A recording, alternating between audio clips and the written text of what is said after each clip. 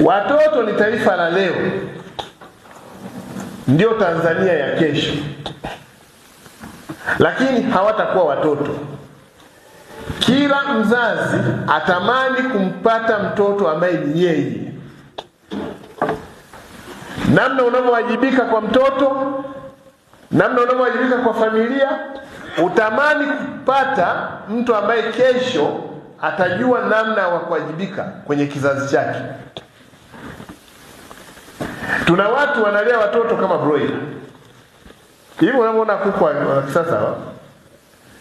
Mtoto ambaye hajui kitu chochote.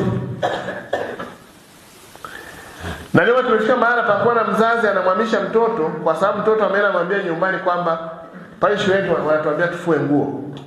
Za nani? Za kwao. Na mzazi anaenda pale ana kigali chake anatukana sana. Mimi hapa sijalipa ada ya watoto wangu kuja hapa kufua nguo. Anadhani huyu ataendelea kuwa mtoto. Huyu ni mtu mzima kesho.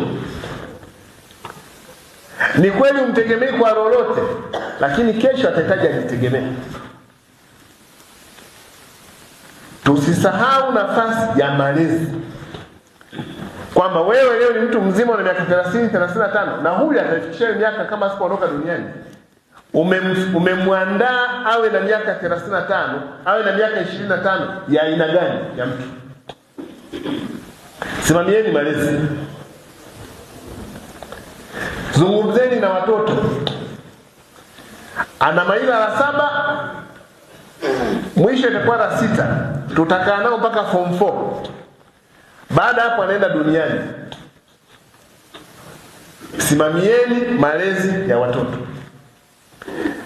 Nimezungumza hili jambo na narudia tena. Mimi ukiniambia mafanikio, fanikiwa vyote watoto wasikwalifikie. Vyote fanikiwa. Fanya biashara, pata vyeo vyote vya serikali. Pata utajiri wote wa dunia. Lakini watoto wakikuharibikia, utazungumza peke yako barabarani. Na utajiri wako na licheo lako. Fanikiwa vitu vyote.